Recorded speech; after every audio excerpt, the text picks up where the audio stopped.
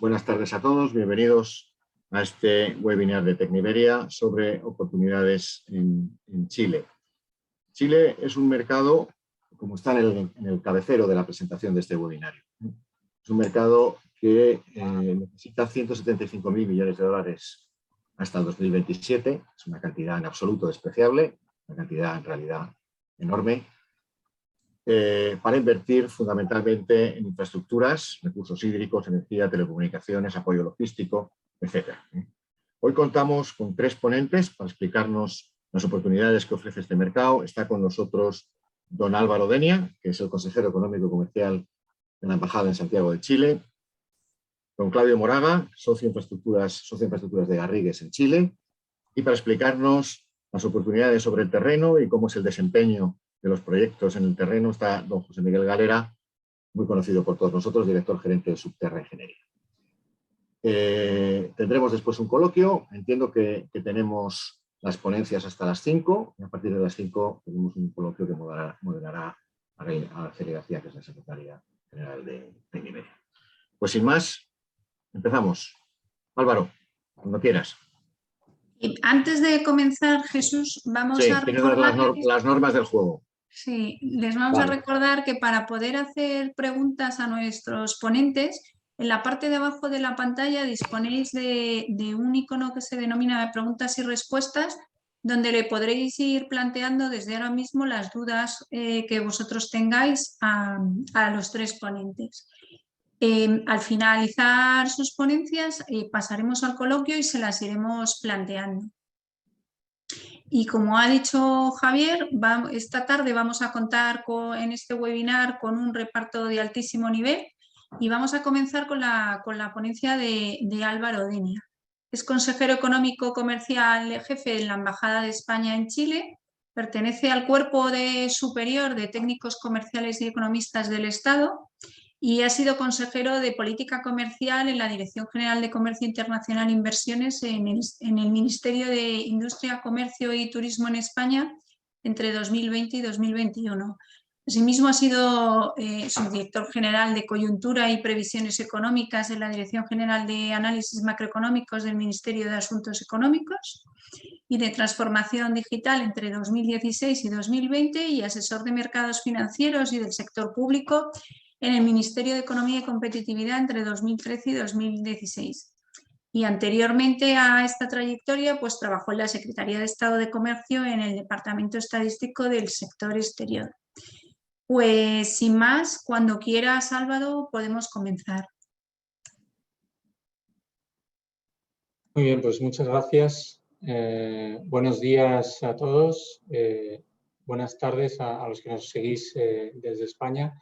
En primer lugar, gracias a Tecniberia por invitarme a este webinario sobre oportunidades en Chile para el sector de infraestructuras y de ingeniería.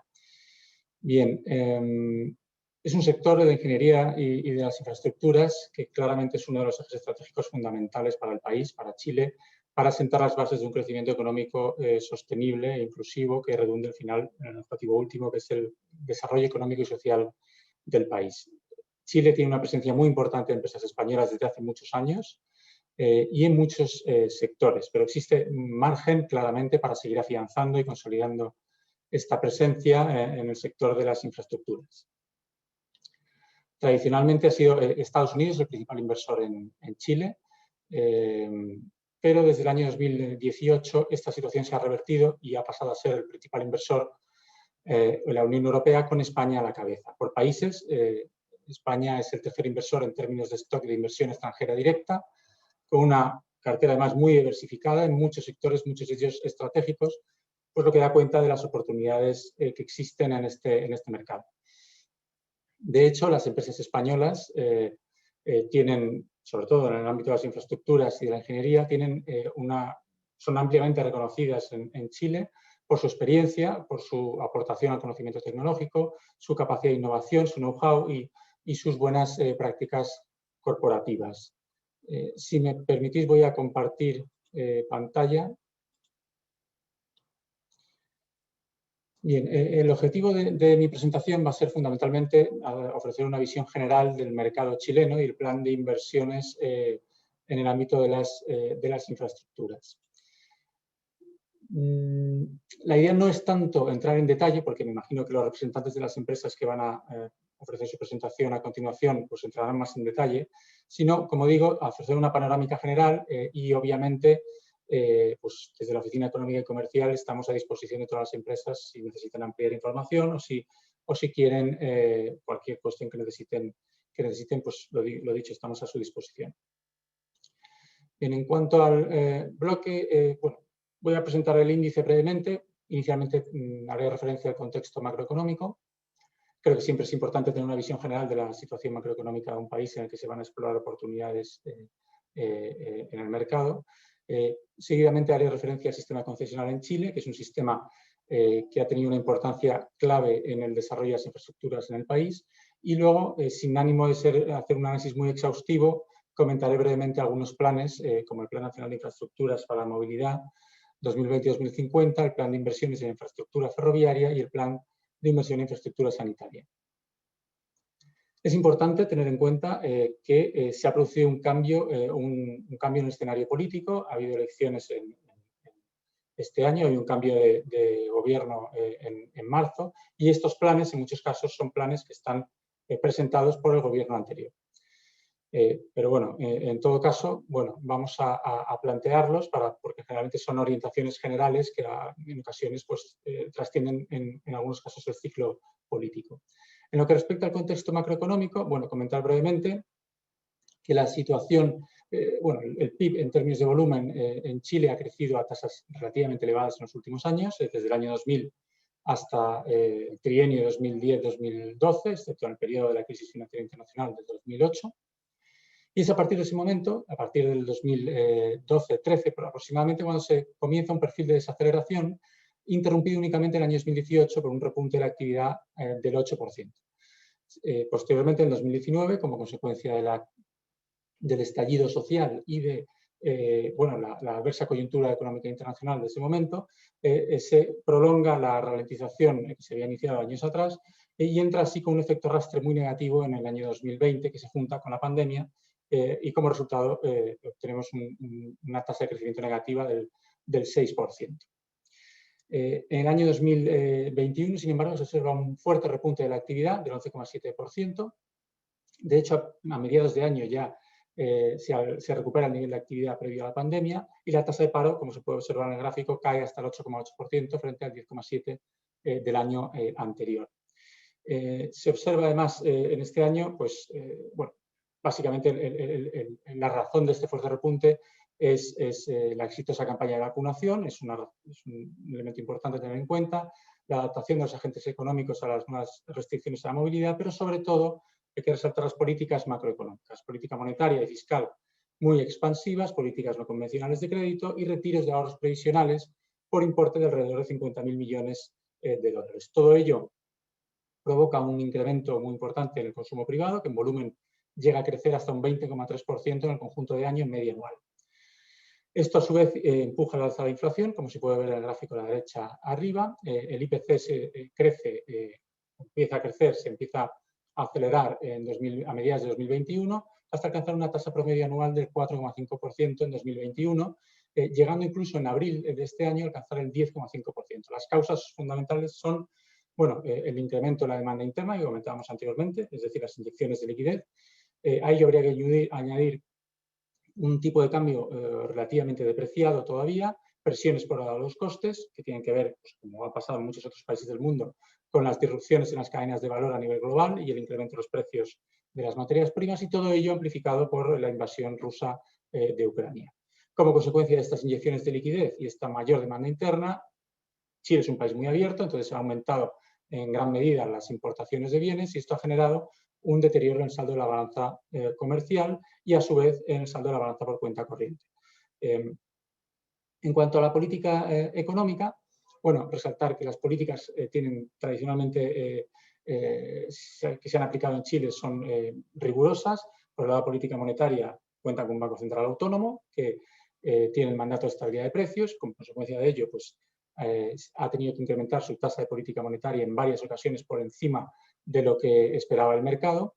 De hecho, a principios de 2020 estaba en el 0,5% y actualmente se sitúa en el 8,25%, lo que es evidentemente un sesgo contractivo, dado que está muy por encima de la tasa neutral y además esto previsiblemente va a generar un cierre del output gap para poder converger a la inflación objetivo del banco, que derivará probablemente en una ralentización de la actividad bastante importante este año.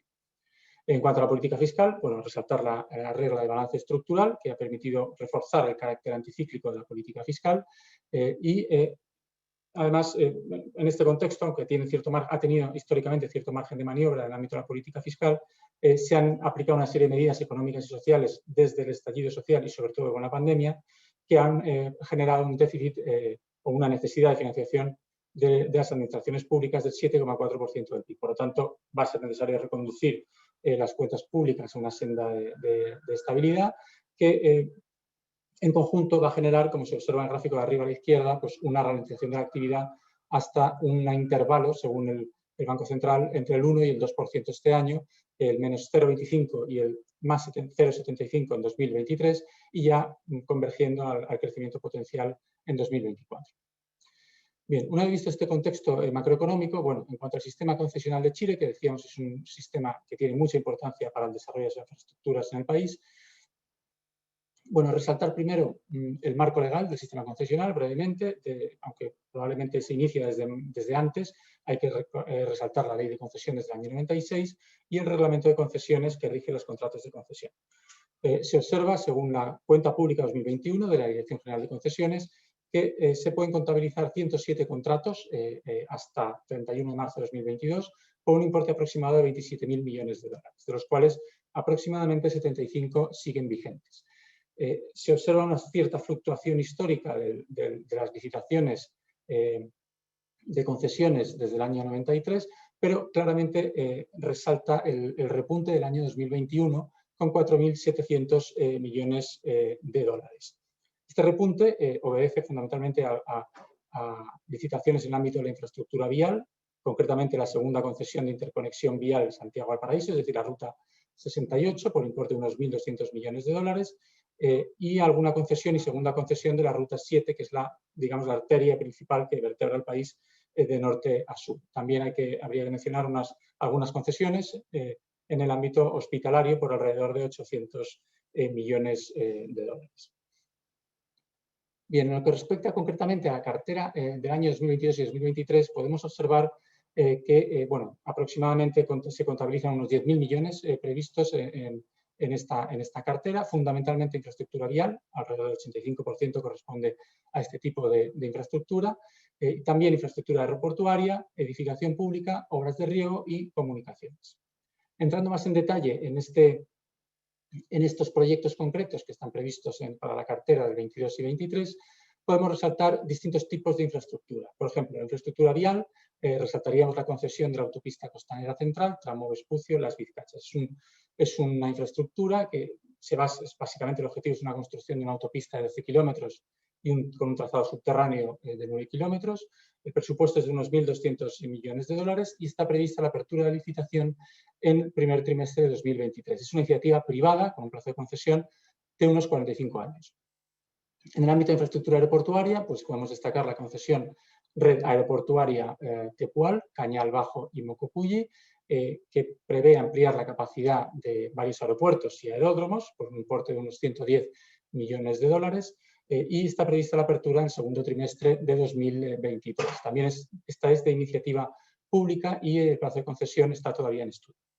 También podemos comentar la infraestructura sanitaria con la concesión Hospital Metropolitano Norte y la infraestructura, en el ámbito de la infraestructura hídrica, con la concesión Embalse Catemú por un importe de casi 500 millones de dólares y que está prevista su licitación en el cuarto trimestre de 2023.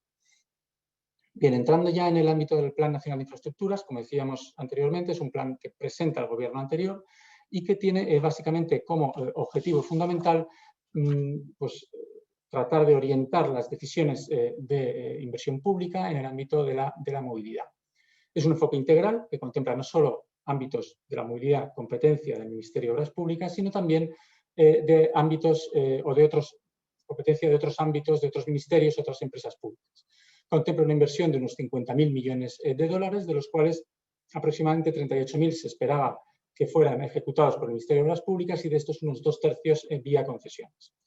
Es un enfoque integral, como digo, para la red vial se esperan, el plan contempla unos 35.000 millones de dólares, para la red aérea unos 4.000, para la red marítima y portuaria unos 5.000 millones y 33 millones respectivamente, y en el ámbito de la red ferroviaria unos 5.000 millones de dólares para transporte de pasajeros y algo más de 1.500 millones para el transporte de carga. Son iniciativas, en este último caso, de la red ferroviaria, iniciativas de la Dirección General de Concesiones del Ministerio de Obras Públicas, pero también unido o complementado por el Plan Chile sobre Rieles 2020-2027, que vamos a comentar brevemente a continuación.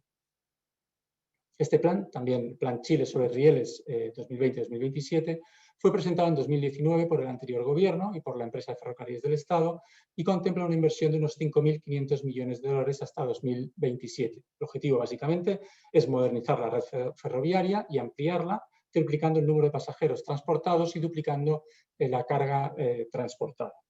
También en el ámbito ferroviario podemos comentar el caso del Metro de Santiago. Es un ámbito en el que las empresas españolas han tenido tradicionalmente una presencia muy importante, han contribuido en distintas áreas pues, por ejemplo, a la construcción de las líneas 3 y 6, y hay varios proyectos en diseño o ejecución. La línea 7, por ejemplo, el tramo 1 ya fue adjudicado y está pendiente, pero están pendientes de licitación algunas licitaciones para otros tramos. La línea 8 y la línea 9 recientemente han sido licitadas. La recepción de ofertas está prevista para junio, sobre todo para la ingeniería básica de obras civiles y la ingeniería conceptual de sistemas. En todo caso, dejo ahí la dirección de la web de licitaciones de Metro, donde aparecen puntualmente todas las licitaciones que se van publicando. Podemos comentar también algunos proyectos que están en estudio en el ámbito de la infraestructura ferroviaria. Según la cuenta pública 2021 de la Dirección de Concesiones, durante 2022 se espera avanzar en el estudio de uno de los proyectos más importantes, aunque esté en estudio, como es el tren Valparaíso-Santiago, que conectaría por tren de alta velocidad la capital con Viña del Mar y Valparaíso a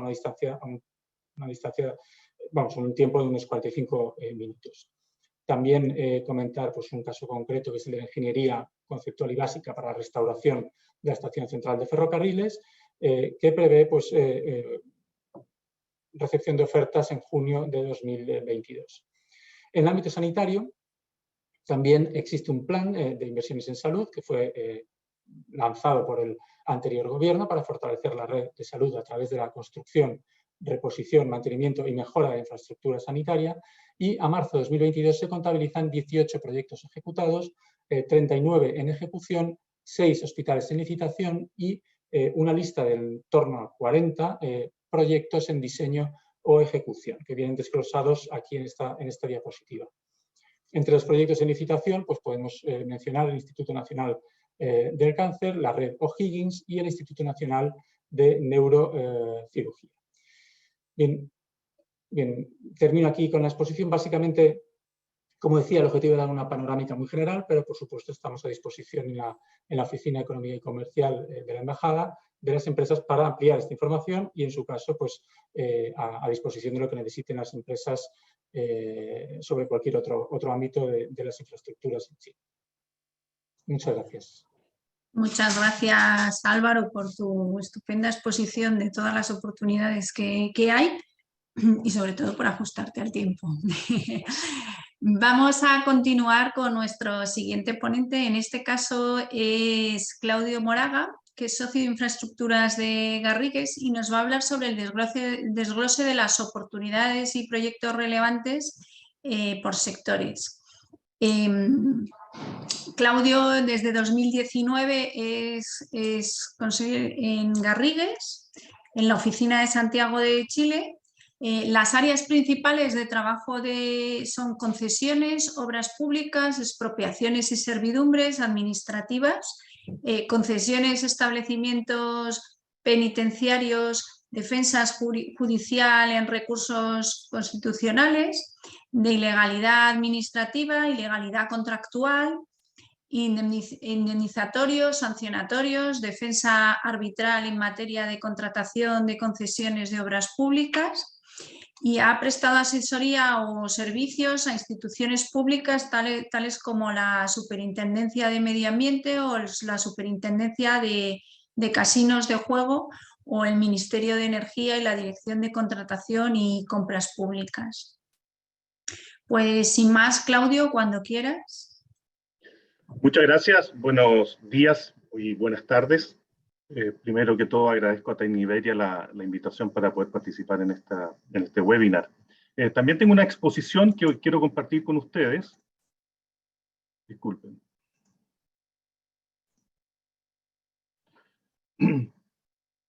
Yo creo que se está viendo en este momento.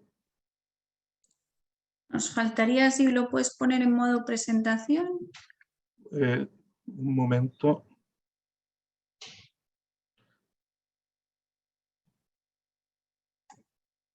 No, en este momento no encuentro el comando. Está muy En los iconos de abajo del todo que pone notas, comments.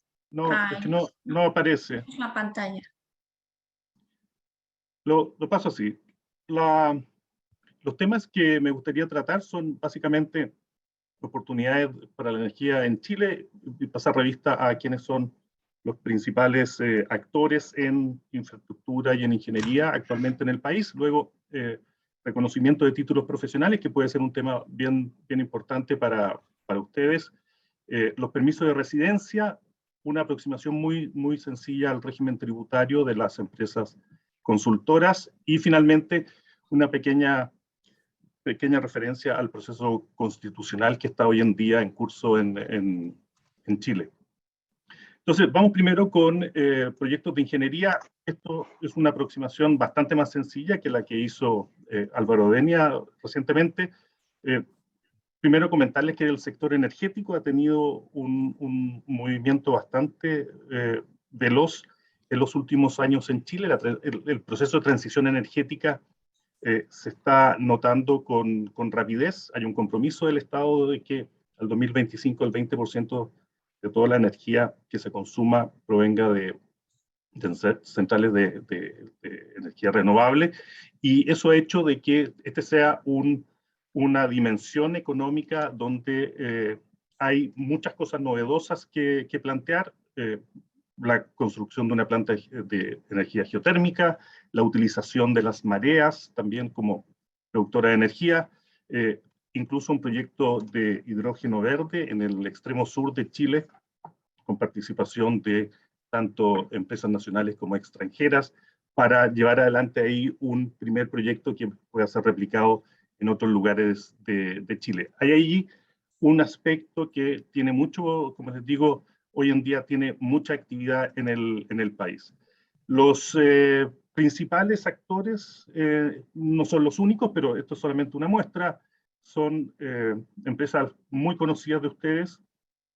Quizás hago referencia a ISA Intervial, que es un actor colombiano que ingresó a Chile hace yo diría unos 10 o 15 años, y que ha estado posicionándose también fuerte en materia de transmisión de energía eléctrica.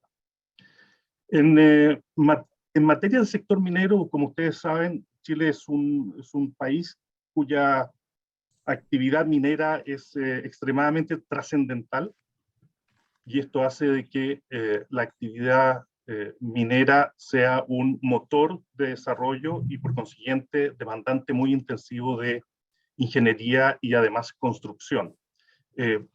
Solamente pongo acá 4 distintos proyectos que están llevándose adelante hoy en día, sin prejuicio de que los planes de desarrollo minero para los próximos 10, 20 años suponen una cantidad enorme de recursos y de necesidades de conocimientos que va a demandar poder concretizar los proyectos que se tienen en carpeta.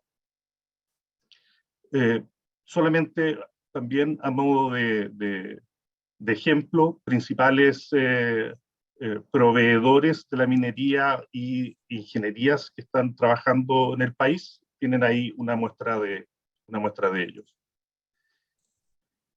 En materia de infraestructura pública, solamente yo traje 3 ejemplos muy gráficos de, primero, unas concesiones sanitarias, en este caso, un proyecto sanitario para el sector norte de la ciudad de Santiago, en la comuna de Colina, luego un embalse en la región del Ñuble, esto es aproximadamente unos 400 kilómetros al sur de Chile, y un sistema de transporte público eléctrico ligero que conecte la ciudad de Santiago con el aeropuerto internacional, como ejemplo de lo que está haciendo el Ministerio de Obras Públicas a través de esta Dirección General de Concesiones de Obras Públicas. A esto se suma los proyectos que Álvaro presentó en su exposición, y yo me atrevería a señalar que adicionalmente lo que viene por delante son segundas concesiones o segundas licitaciones que el Estado de Chile tiene que convocar sobre la Ruta 5, que es este camino, el principal camino de Chile, que corre de norte a sur.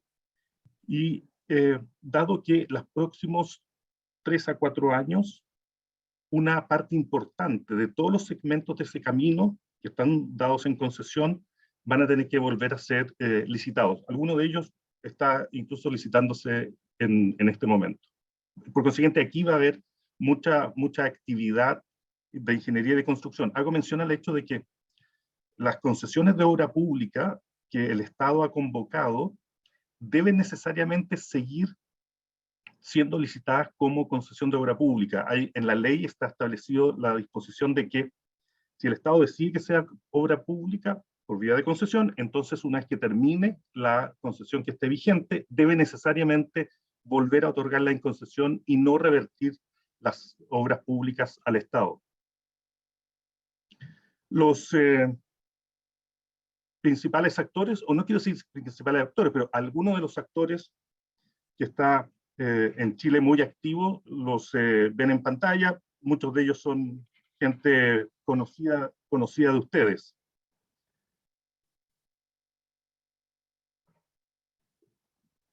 Yo quiero plantear luego el siguiente punto, y dice relación ahora con bajo qué condiciones puede una empresa extranjera, en este caso una consultora de ingeniería, participar en las licitaciones o en la contratación que se hace en Chile.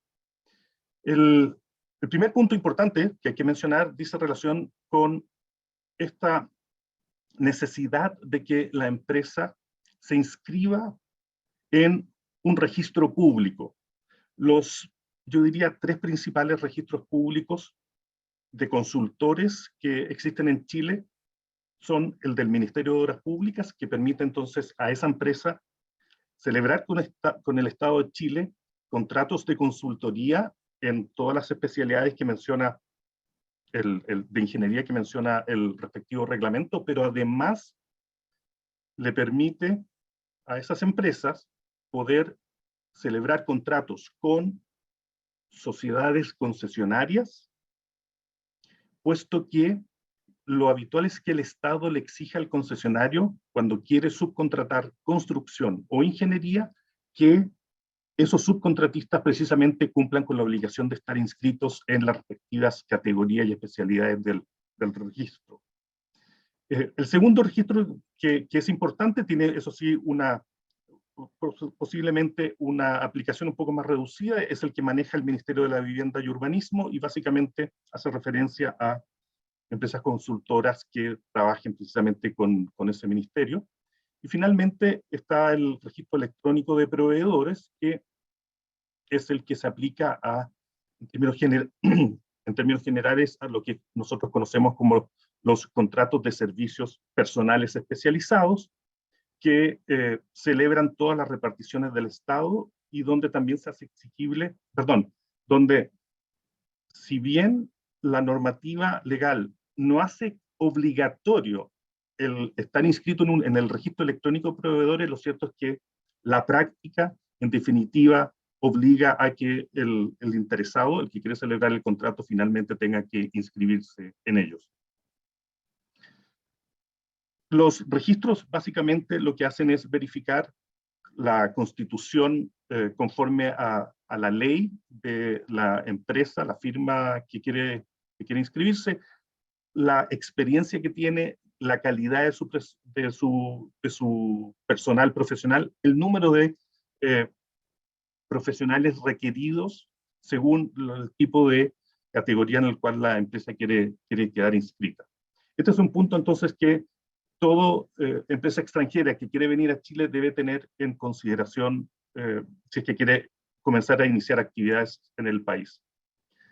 Algunas firmas extranjeras inscritas en el registro de constructores, tomé unas pocas del registro de consultores del Ministerio de Obras Públicas, y también, si se dan cuenta, son bastante conocidas las que tienen a la vista en este momento. Bueno, posiblemente el segundo gran aspecto importante dice relación con el reconocimiento que deben tener los profesionales extranjeros que quieren ejercer en el país.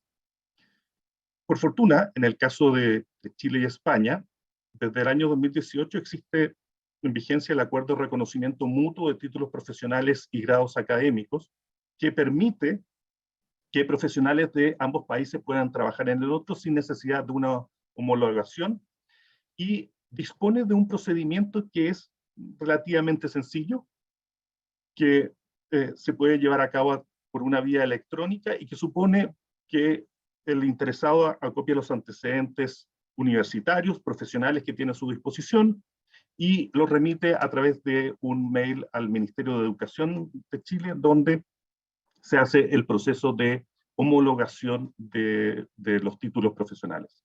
Este es un aspecto todavía nuevo para el caso chileno, pero es un paso que ha facilitado las cosas tremendamente respecto de lo que era la situación hasta antes del año 2018 entre los dos países.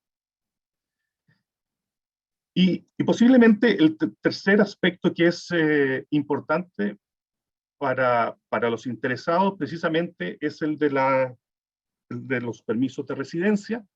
En el caso de Chile, la forma más frecuente de ingresar profesionales extranjeros para desempeñarse en el país de forma permanente o de forma continuada es a través de una visa sujeta a contrato que exige precisamente la relación laboral permanente del profesional con la firma de que se trate, y que le da la posibilidad de obtener una visa de hasta 2 años plazo, pero que puede ser prorrogada por periodos iguales mientras el contrato se mantiene vigente.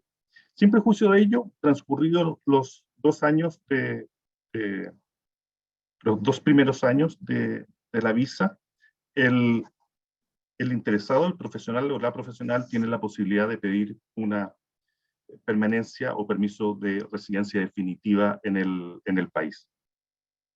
Es cierto de que este es un mecanismo, un permiso de residencia que siempre, eso sí, está sujeto a la permanencia del contrato de trabajo, porque al terminar él, y sin perjuicio del derecho que tiene el titular de pedir esa permanencia definitiva, de no hacerlo o de no haberlo hecho, tendrá entonces que hacer abandono del país.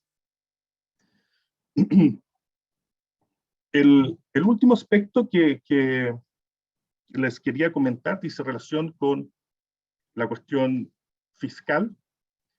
Yo no soy experto, pero trataré de explicarme de la mejor forma posible. Básicamente, las empresas extranjeras que se establecen en Chile están sujetos a 3 tipos de impuestos: el impuesto al valor agregado, el impuesto de renta de primera categoría y los denominados impuestos finales, que en el caso de los extranjeros se denominan impuestos adicionales. Si se pasa revista primero a el impuesto al valor agregado, en el caso de Chile es un 19%, a contar de este año, de inicios de este año, se dispuso por una ley, la 21.420, de que quedan grabados con IVA todos los servicios que se prestan, salvo algunas excepciones muy menores. Respecto a esas excepciones, se puede mencionar de que están exentos de IVA lo que son las sociedades de profesionales, es decir, sociedades de personas cuyos socios son a su vez profesionales. Y además están exentos del pago de este impuesto los ingresos de las personas físicas, lo que en Chile conocemos como las personas naturales, por la prestación de servicios que hagan bajo su propio nombre.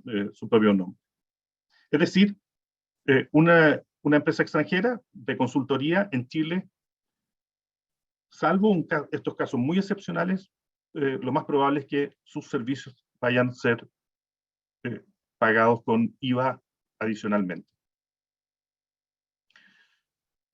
Luego, las empresas en Chile están sujetas al impuesto a la renta de primera categoría, que en este caso es un 27% de la renta. Pero la circunstancia especial es que, tratándose de Chile y España, existe un convenio de doble tributación. Y este convenio de doble tributación básicamente establece de que los servicios solo se gravan en el país en que reside el beneficiario de la renta, por tratarse de beneficios empresariales, a menos que dichos servicios se presten a través de un establecimiento permanente. Es decir, la firma que prestara el servicio desde el extranjero sin tener un, llamémoslo así, establecimiento permanente en el país, básicamente estaría con tasa 0%. Sin embargo, el artículo 5 del acuerdo, del convenio, establece que las empresas extranjeras que tengan un establecimiento permanente, entre otros, un lugar fijo de negocios mediante el cual una empresa realiza todo parte de su actividad, y explica entonces qué se entiende por cada uno de las hipótesis en que se va a entender configurada el establecimiento permanente, hacen en definitiva de que la empresa extranjera sí tenga que pagar el impuesto de primera categoría necesariamente. Por último, respecto de los impuestos finales, hay que distinguir si los socios son residentes o domiciliados en Chile o no lo son. Si lo fueren, tienen que pagar el impuesto global complementario. Y este es un impuesto que tiene una tasa que fluctúa entre 0 y 40%. Ahora bien, si los socios son residentes o tienen domicilio en el extranjero, tienen que pagar entonces un impuesto adicional con una tasa fija de un 35%. El sistema chileno de tributación es de una integración de impuestos. Esto significa que el impuesto de primera categoría, que mencioné antes, sirve como un crédito en contra de los impuestos finales que deben pagar los accionistas de la sociedad, con posterioridad a la distribución de utilidades. Y, por tanto, una vez determinado el impuesto, corresponde deducir lo que se ha pagado por concepto de impuesto de primera categoría. En el caso del convenio entre España y Chile, dispone que el 100% del impuesto a la renta precisamente se imputa a el pago de estos otros impuestos. Y ya para finalizar, quería hacerles brevemente una mención a un tema que a Chile lo ha tenido muy interesado desde hace ya casi un año, que es el proceso de propuesta de una nueva constitución que comenzó con la instalación de una convención constitucional el 4 de julio del año 2021 y que hasta la fecha han estado trabajando esta convención compuesta por 155, originalmente 155, hoy 154 convencionales constituyentes, han estado trabajando en la preparación de una propuesta de nueva constitución que debe hacerse pública en una ceremonia el próximo 4 de julio del año 2022, para luego ser sometida a un plebiscito el 4 de septiembre del 2022, que deberá pronunciarse por la aprobación o rechazo de este nuevo texto constitucional. Quiero plantear este punto porque es evidente de que lo que resulte finalmente de esa constitución va a tener importancia gravitante, no solo política, sino que además económica, es un aspecto que al día de hoy no puede ser dejado a un lado, de modo tal de que quienes estén interesados en participar en la contratación en Chile, en desarrollo de consultoría, ingeniería en el país, debe considerar de que no necesariamente el área específica en la que ellos se mueven, sino que la visualización general de la relación del Estado con el desarrollo de las infraestructuras públicas y de vinculación vía asociaciones con empresas privadas a través de contratistas de ejecución de obras, concesiones, concesionarios de obra pública y otro tipo de colaboradores del Estado, pudiera de alguna forma, si no cambiar jurídicamente, cambiar la manera en que el Estado o la intensidad con la que el Estado va a contratar en el futuro los servicios o las obras de estos actores económicos. Y con eso he terminado mi presentación. Les agradezco la paciencia. Bueno, pues muchas gracias, Claudio, por la presentación y por ajustarnos a los tiempos. Vamos a continuar ahora con el último ponente. En este caso vamos a contar con la presencia de una de nuestras empresas asociadas que nos va a dar su visión. Nos va a hablar José Miguel Galera, que es el director gerente de Subterra Ingeniería, que lo conoceréis casi todos y que en la actualidad incluye sociedades en Subterra, incluye sociedades en Chile, en Colombia, en España, en India y en Perú. José Miguel Galera ha participado en el diseño y construcción de más de 500 túneles en 39 países y es coautor de 4 hojas magna del Mapa Geológico Nacional de España. Desde 1988 es profesor del Departamento de Geología y Minería de la Escuela de Minas de Madrid, de la Politécnica, donde imparte clases de geología, geotecnia y obras subterráneas. Y ha publicado más de 100 artículos y es coautor de 12 libros específicos sobre túneles y ha impartido más de 60 conferencias y cursos en diversos países. Asimismo, ha participado en casi una treintena de proyectos de I+D dentro de varios programas europeos de investigación, siendo miembro de 6 comisiones técnicas internacionales. Pues sin más, cuando quieras, José Luis. Muy bien, pues voy a compartir pantalla.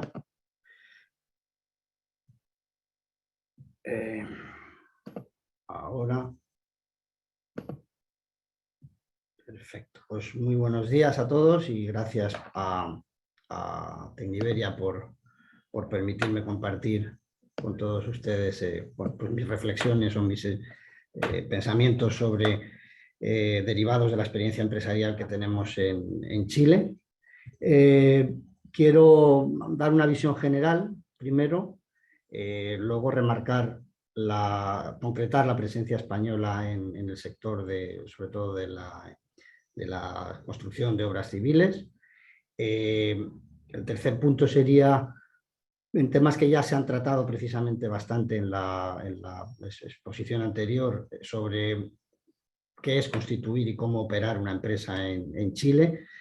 Pasaré a un cuarto punto que es el de los profesionales y registros, que ha sido tratado, lo cual me ha facilitado mucho la labor y que es un hándicap importante para el desarrollo de empresas españolas en Chile. Y finalmente daré una visión de los sectores de actividad que de una manera también bastante detallada ha expuesto el primero de los conferenciantes, Álvaro Denia. Muy bien, pues un poco para justificar el conocimiento país, bueno, si bien Subterra, que tiene un nombre, Claudio Moraga lo conocerá, de una novela de Baldomero Lillo, que tiene un nombre muy chileno, precisamente desde el inicio, desde el 2009 inicia su actividad en Chile. pero es verdad que incluso su personal pues, tiene una presencia en el país desde el año 97, que ya va camino de 20 y tantos años. Quizá parte de los problemas que ha expuesto Claudio, en nuestro caso se solucionan puesto que tenemos una filial, no una sucursal, con un socio local, y eso nos favorece o nos facilita, mejor dicho, en ciertos aspectos. Y quizá una manera muy resumida, después de estos 25 años de actividad y 14 de presencia como sociedad, yo creo que mantenemos una posición de liderazgo en el sector vial. Hemos hecho, pues, salvo el melón, todos los túneles que se han hecho en los últimos 15 años concesionados en Chile, la Radial Nororiente, programa Santiago Centro Oriente con Kennedy, AVO 1, estamos en AVO 2. Disfrutamos de una sólida posición en metro, hemos tenido contratos para tramos 1 y tramos 2, 3 y 4, somos autores del proyecto de la línea 7, que también ha expuesto Álvaro Denia, pero no hemos realizado proyectos ferroviarios, que es uno de los sectores importantes que ofrecen oportunidades. Hemos tenido en el pasado, como diré luego, está un poco ralentizado. Decía que hemos tenido en el pasado una relevancia importante en proyectos hidroeléctricos, la confluencia Alto Maipo, etcétera. Y tenemos una presencia más limitada en el sector minero, que es uno de los sectores que más inversión demanda, ¿no? Y en la actualidad, pues como digo, Chile supone casi la mitad de nuestras ventas. Decía que iba a iniciar un poco con una visión general. Yo creo que aquí he intentado al principio hacer una especie de DAFO. Lo he simplificado con unos puntos que a mi juicio son muy favorables y otros que no lo son tanto, ¿no? Entonces, a favor, yo creo que Chile, sin duda alguna, tiene una estabilidad política, todo desde el famoso referéndum del no, y se han sucedido una serie de gobiernos, se han alternado en el poder, gobiernos de lo que era la concertación, y entonces eso pues, ha generado una estabilidad política que, como digo al final, y bien ha relacionado Claudio, posee ahora unas ciertas incertidumbres, tiene una seguridad jurídica, es una economía de mercado muy abierto, se ha dicho también por mis predecesores, las personas que me han precedido.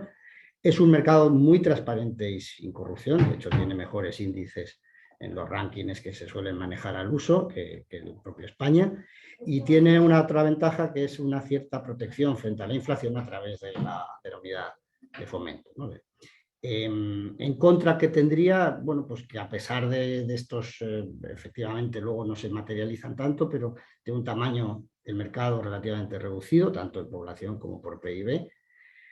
El hecho de entrar de nuevo plantea que es un mercado, se ha también mencionado que prácticamente estamos todos allá, y no solo nosotros, sino que de otros países.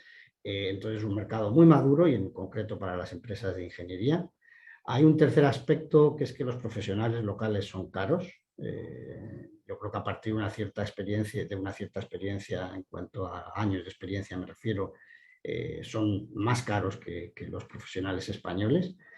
En estos años que he mencionado, yo he conocido el peso a 600 y también a 1000. De manera que, igual que la inflación está protegida, el peso chileno tiene una cierta volatilidad respecto al euro. Y claro, si uno contrata en pesos y sus costes son en euros, pues en un momento determinado pues eso puede jugar muy en contra. Pues si por el contrario tanto la facturación como los costes se desarrollan en pesos, pues este factor queda obviamente, desaparece, ¿no? Otro aspecto que yo creo que la gente lo ve, Chile es un país tan largo, ¿no? 4.000 y tantos kilómetros, es la geografía y las comunicaciones. Fuera de Santiago las cosas cuestan más días y por ende más dinero a la hora de hacer un presupuesto, porque básicamente hay que moverse en avión y luego a partir de ahí en camioneta, y eso conlleva que muchas veces, pues si uno está en lugares relativamente alejados, las comunicaciones pesan. Y finalmente, no voy a hacer hincapié en ello porque lo ha desarrollado muy bien Claudio Moraga, tenemos unas incertidumbres ahora ante la posibilidad de que marquen nuevas reglas ligado a la convención constituyente que está redactando y que debe ser votada a final de año, y que, pues, por ejemplo, se empieza a hablar desde la posible nacionalización del cobre hasta otra serie de aspectos que, desde luego, bueno, pudieran cambiar las reglas. España, yo tengo el ranking, el señor Álvaro Denia, que seguro que tiene mucho más datos más precisos que yo, ha dicho el tercero, que era el segundo inversionista en Chile, después de Estados Unidos. Yo creo que es público que España está presente en todos los sectores estratégicos del país, energía, agua, telecomunicaciones, bancos, etcétera. Y ya pasando al ámbito de lo que hoy nos une aquí, pues todas las grandes empresas constructoras están presentes en el país. Creo que no hay ninguna de las grandes que no lo esté. Y ya pasando a las consultoras e ingenierías, pues también no están ya todas, pero sí casi todas las grandes empresas y las pequeñas y medianas estamos presentes y hay un gran número de empresas. Quizás si me he permitido hacer memoria, yo creo que hasta el 2012 este número era bastante más acotado, coincidiendo con la crisis de 2007-2008, empezó a llegar un gran número de empresas a partir del 12 y eso se tradujo en que a partir del 2015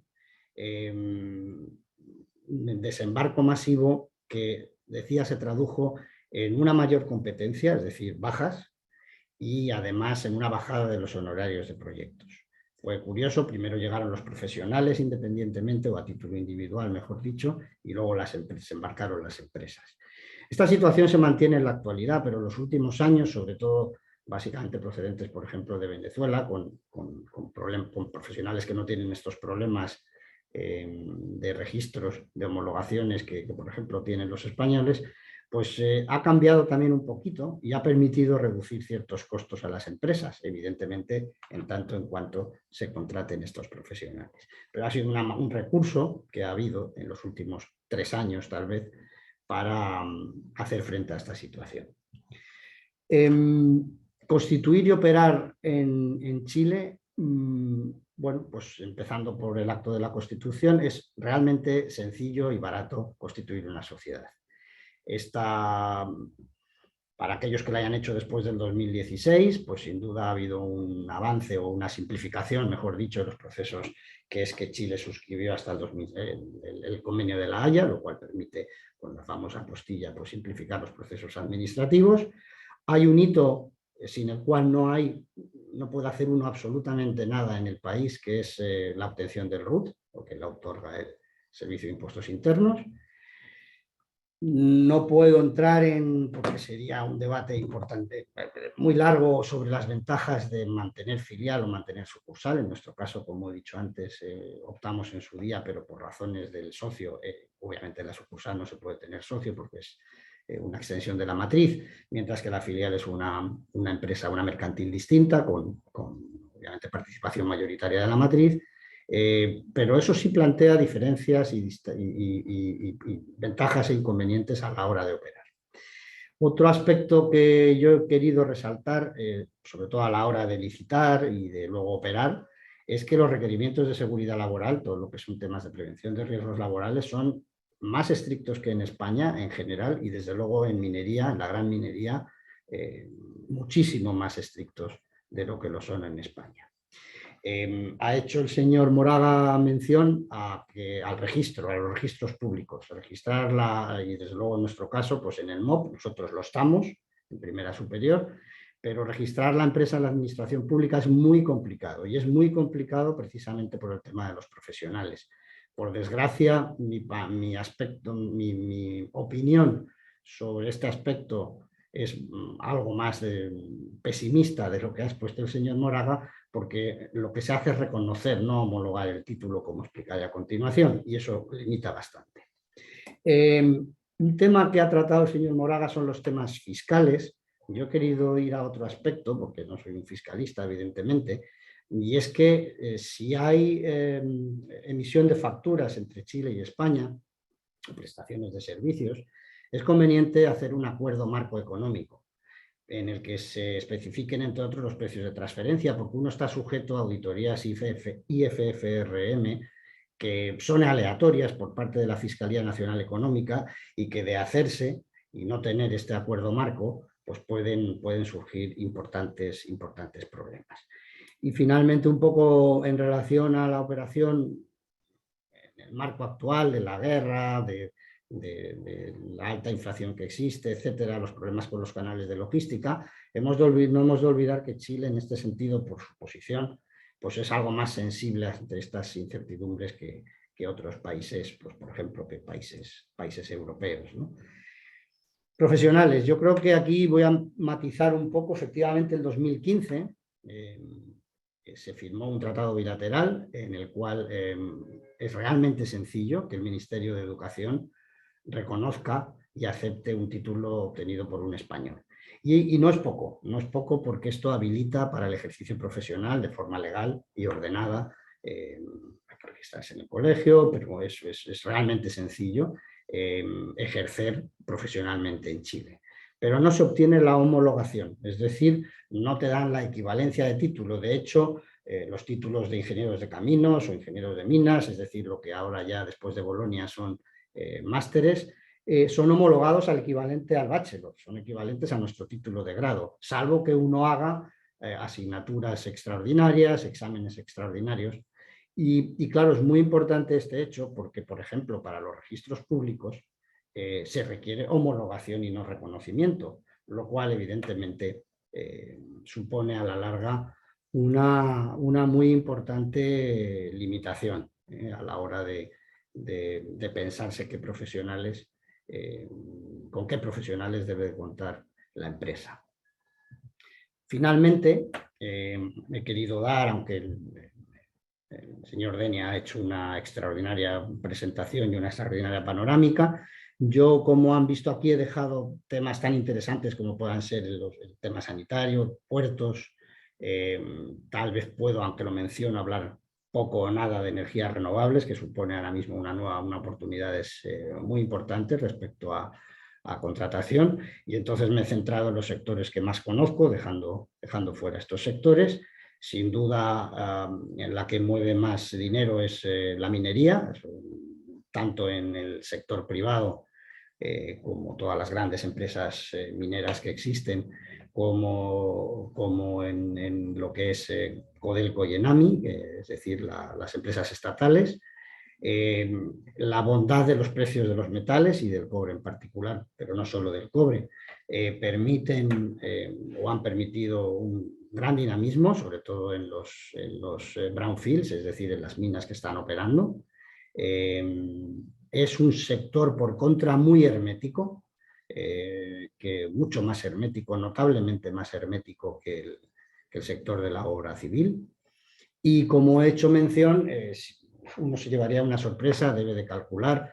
He visto participantes que conocen casi mejor, o sin duda no casi mejor que yo, estos problemas, de que uno se lleva, si no lo ha tenido en cuenta, desagradables sorpresas, porque el hecho de adaptarse a las exigencias de seguridad y salud conllevan un costo notable, ¿no? por lo que duran los procesos de habilitación,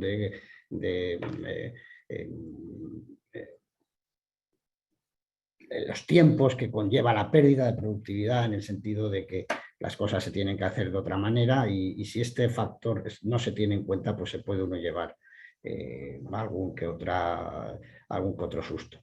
En el tema del agua y de la energía, existe, no lo menciono ahí, pero todo lo que es agua, pues hay bastantes proyectos. Se ha mencionado ahí Chironta, se han mencionado, están por otros proyectos que están ahora en liza.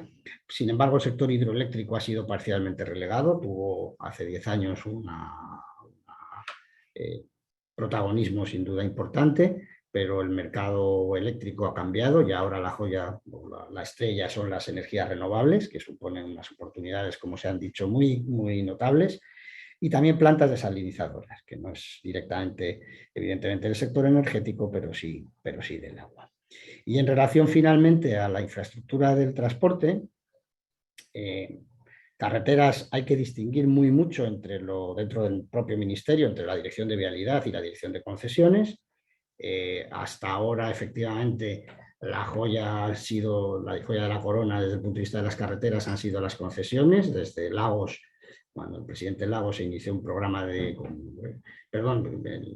presidente Frey, el ministro Lagos, se inició un programa de concesiones que todavía dura, las últimas se han mencionado, que la han ganado los chinos, tal Cachillán, o la Ruta 78, que ha ganado SACIR, o ahora se está relicitando la segunda concesión de la Ruta 68, y por supuesto a Américo Vespucio Oriente, que el 1 ya está prácticamente, se inaugura en un par de meses escasos, y Américo Vespucio 2, que está en pleno desarrollo y finalizando su etapa de ingeniería. Esta dinámica sigue, lo que sí de alguna manera se está generando un cierto cambio hacia vialidad, es decir, cada vez más, y en este caso pues está la orbital norponiente, está la orbital sur, existen otros proyectos que ya directamente ha sacado el MOP como vialidad. Y bueno, pues en estos casos, bien lo ha explicado el señor Moraga, si uno no tiene el registro público en el MOP, pues ni puede firmar el proyecto a una concesionaria, ni por supuesto puede participar en la licitación directamente de la dirección de vialidad, ¿no? Respecto al metro, mantiene realmente una actividad muy notable. Está en plena construcción la línea 7. La línea 7 está totalmente finalizada la ingeniería y se ha adjudicado los tramos 1, 3, 4, 5 y 6 de construcción. Queda solo licitar el tramo 2. Como se ha mencionado dentro de esto, pues los chinos se han llevado el tramo 1, el 5 y el 6. Solo Dragados Resalco ha conseguido llevarse el tramo 3 y el tramo 4. Pero se viene la línea 9, que ya está adjudicada la ingeniería básica, y se está licitando la línea 8, y además vienen extensiones de las actuales, línea 4, etcétera, de manera que en los próximos años va a haber una notable actividad que en mi opinión no va a sufrir grandes cambios a pesar de las incertidumbres políticas que puedan existir, y que garantiza ahí una actividad importante. Finalmente, sí quiero resaltar que en Ferrocarriles F está más activa que en años anteriores. El señor Denia también lo ha expuesto. Bueno, pues tiene básicamente Santiago Melipilla y otros proyectos que se han mencionado, y podría reactivarse como concesión el alta velocidad entre Valparaíso y Santiago, lo cual pues también va a suponer oportunidades para todos respecto a licitaciones por venir. Pues nada más. Muchas gracias por haber compartido con ustedes estas reflexiones. Gracias. Pues muchas gracias, José Miguel, por la exposición y por las aclaraciones de vuestro periplo a lo largo de estos 25 años. Vamos a comenzar con las preguntas, que son diversas, que nos han ido haciendo los asistentes. Y nos pregunta Antonio Ruiz Domingo que si no es cierto que sea suficiente con el reconocimiento del título. Como ha apuntado antes José Miguel, en las licitaciones públicas pues está generando ciertos problemas que no haya una homologación.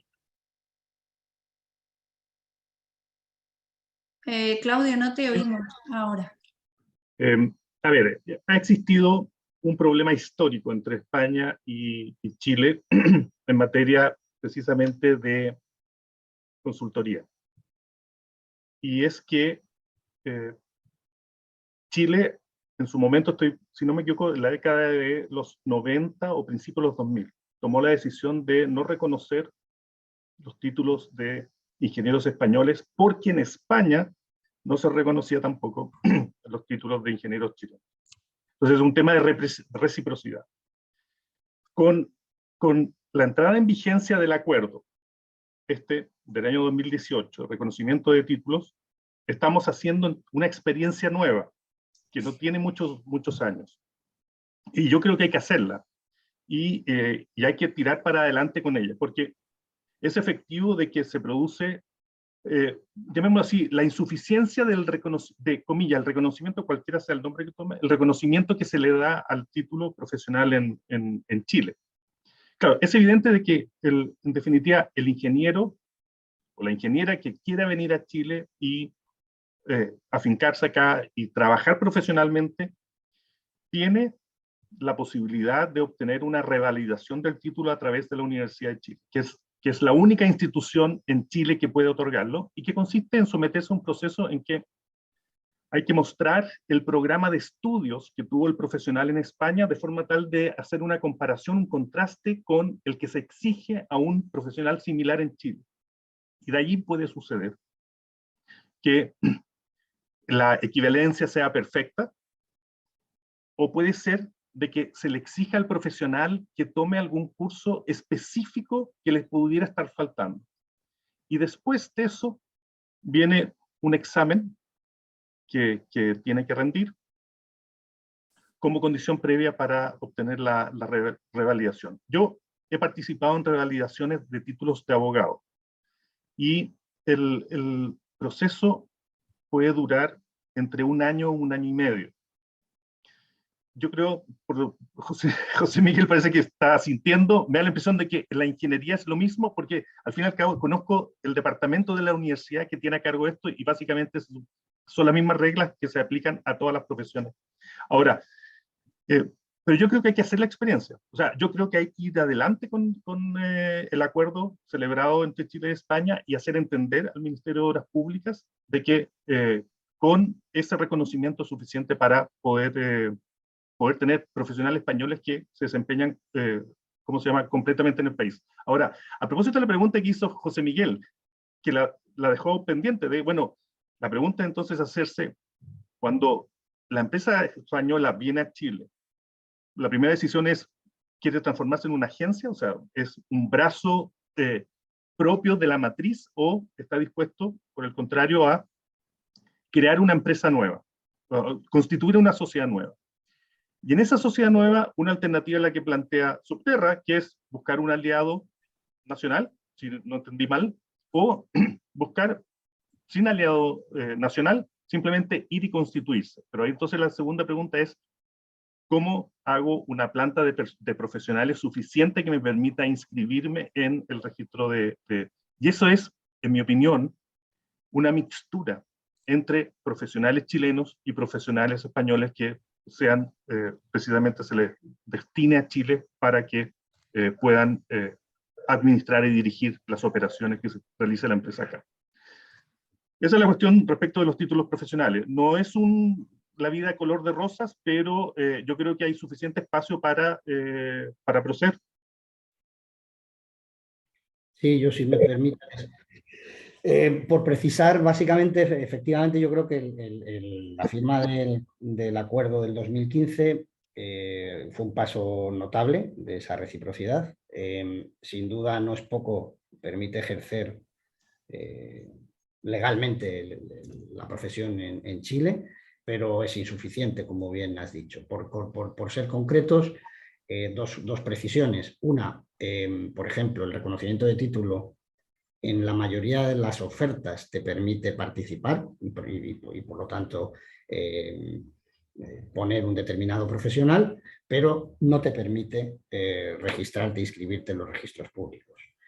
Y respecto al proceso de reconocimiento de título, efectivamente la Universidad de Chile son prácticamente 2 años, y en el caso, supongo que del auditorio que tenemos, de la gente que está escuchándonos, pues al ingeniero de caminos se le acredita no como ingeniero civil, sino de construcciones civiles, que es el título, como he dicho, de 4 años en España. Y para tener el título de ingeniero civil requiere exactamente de cursar ciertas asignaturas y hacer un examen, en lo cual nos lleva a esos 2 años. Entonces es un problema que tiene que estar presente en las empresas españolas, y que sin duda también una estrategia puede ser la que bien ha dicho el señor Moraga, de hacer planillas mixtas. En nuestro caso, pues todos los profesionales son chilenos, pero bueno, pues eso ya evidentemente son estrategias de cada una de las empresas que se quieran instalar o que estén ya instaladas. Muy bien. Nos hacen algunas preguntas ya más genéricas, que nos preguntan que si los contratos de obras públicas son financiados 100% por el propio gobierno chileno, o cuenta también con financiación de multilaterales. No sé si quieren que comienzo yo. Normalmente los contratos de ejecución de obras públicas son financiados con recursos públicos del Estado. Sin embargo, traigo a colación un ejemplo que puso José Miguel, que es el de la extensión de 2 líneas de F de la empresa Ferrocarriles del Estado, que son obras públicas en su naturaleza.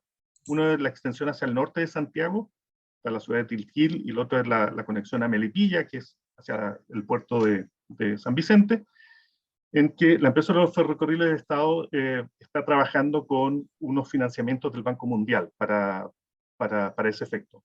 Pero lo usual es que sean recursos del erario público los que se utilizan para ese efecto. Muy bien. Luego nos pregunta también que cómo de fuerte es la presión fiscal que hay en el país. Si me pueden precisar qué se entiende por presión fiscal, qué es lo que quieren hacer ver.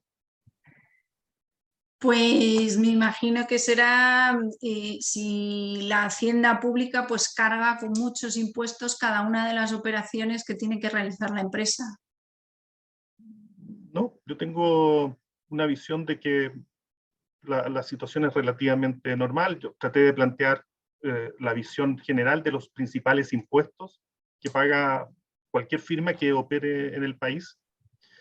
Hay obviamente impuestos específicos que hay que pagar por cierto tipo de operaciones, qué sé yo, o financieras o de crédito, lo que fuera, pero yo diría que no hay nada extraordinario en la manera como procede la autoridad tributaria. Luego nos preguntan así, como pregunta genérica también, si se maneja el dólar americano como moneda local. No. Chile tiene peso chileno y libre convertibilidad, y por consiguiente, algo que planteó creo Álvaro y José Miguel es todos los días el valor del euro cambia y el del dólar de cualquier otra divisa. Hay una tendencia actualmente a, ¿cómo se llama? Una devaluación del peso. Al día de hoy, yo creo que en los últimos 6 meses el peso se debe haber devaluado posiblemente un 10%.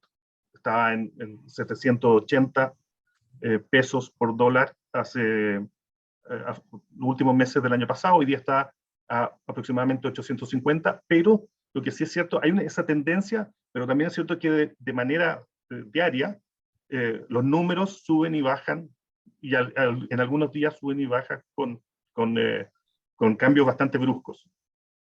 Bueno, eso es la inflación que estamos sufriendo todos los países, no solo Chile. Nos pregunta Luis Castillo que si ven oportunidades de modernización de regadíos. Dice que de algunos viajes que hizo hace ya unos años percibí que el uso del agua en regadío era poco eficiente. No sé si, Álvaro, ¿conoces algún plan en el ámbito de aguas? Bueno, sin duda es un ámbito de gran interés en Chile porque lleva con una sequía desde hace más de una década muy importante. Pero vamos, existen ámbitos en el tema de las inversiones en infraestructura hídrica de muchos ámbitos, no solo tecnificación del regadío, sino también se plantean la posibilidad de plantas desalinizadoras, gestión de cuencas, mayor eficiencia en el uso de recursos hídricos. Eso es un tema clave en el que una de las vertientes, uno de los vectores fundamentales va a ser, sin duda, la mayor eficiencia en el uso de este recurso y, por lo tanto, tecnificación de regadíos y, entre otras muchas cuestiones, no solo eso. Si me permiten complementar algo, yo creo que, como bien ha dicho Álvaro, el tema de las plantas desalinizadoras es fundamental. Están en operación algunas de ellas y hay una cartera de nuevos proyectos que están en construcción o dentro de poco van a iniciar el proceso de construcción. Y lo curioso es que no existe, desde la dimensión legal, el título jurídico específico que permita extraer el agua, desalinizarla y luego transformarla en agua potable y venderla. Sin perjuicio de lo cual, al día de hoy en Chile se está utilizando 2 tipos de concesiones administrativas, que es la concesión marítima, que es la posibilidad de llegar al agua y extraerla y luego la concesión sanitaria, lo que se conoce en Chile como la concesión sanitaria, que es la que permite al empresario transformar esa agua salada en agua potable y luego distribuirla. Y curiosamente, sin que exista una figura específica, ya llevamos varios años en que el sistema está funcionando y da la impresión de que nadie está muy preocupado da la impresión de que hay un entendimiento de que con este marco jurídico es suficiente operar. Y enseguida hay una nueva legislación que ya tiene eso sí unos 1 o 2 años en materia de aguas grises, en que podría, a propósito del agua gris, entrar en algún proceso que pueda significar mejoramiento, eficiencia en los regadíos. Solamente eso. Muy bien. Nos pregunta otro asistente que los profesionales para la inscripción en el MOP ¿deben estar en la plantilla de la compañía o es posible incluir profesionales cedidos de otras empresas? Es posible. Perdón. No, por favor, José Miguel. No, lo segundo, es posible contar con profesionales externos. No tienen por qué estar en planilla de la empresa. Sí, pero yo creo que si la pregunta dice relación con la intención de inscribir la empresa en el registro, ahí lo que el ministerio analiza es la calidad de profesional que esté precisamente con contrato vigente en la firma consultora. Eso es. Así es. Ahora, en el caso de un extranjero, puede utilizar como experiencia no solo la del profesional de acá, sino que profesionales que hayan hecho su experiencia en el extranjero, pero que estén dentro de la planta de trabajadores. Muy bien, y nos hacen una ya última pregunta, que estamos fuera de tiempo, y dice, ¿qué debería mejorar Chile? ¿Bajo qué sector? Dice, habéis comentado a lo largo de vuestras ponencias que el energético y el minero son unas oportunidades, pero ¿qué otro podría ser más? No, creo que el sector vial, como hemos explicado, y también en todo lo que es infraestructura de transporte, metros y tiene Santiago Batuco, Santiago Melipilla, la extensión, la reforma de Estación Central, yo creo que ahora hay una actividad importante en el sector de la infraestructura de transporte. Y en otras que se han mencionado y que sin duda el señor Moraga y el señor Deña conocerán más, como son en los hospitales, puertos, las renovables que hemos mencionado. Quizá sí, nos decía Álvaro que infraestructuras hidráulicas también. Infraestructuras hidráulicas. Muy bien. Pues no tenemos más preguntas. Queríamos daros las gracias a los cuatro, por estar esta tarde con nosotros, por dedicarnos este ratito para que las empresas hayan comprendido un poco mejor cómo poder establecerse en Chile, y os agradecemos vuestra dedicación. Gracias a ustedes por la invitación y un gusto haber participado. Gracias. Un placer a los tres. Buena tarde y buenos Igualmente. días para Claudia. Hasta luego.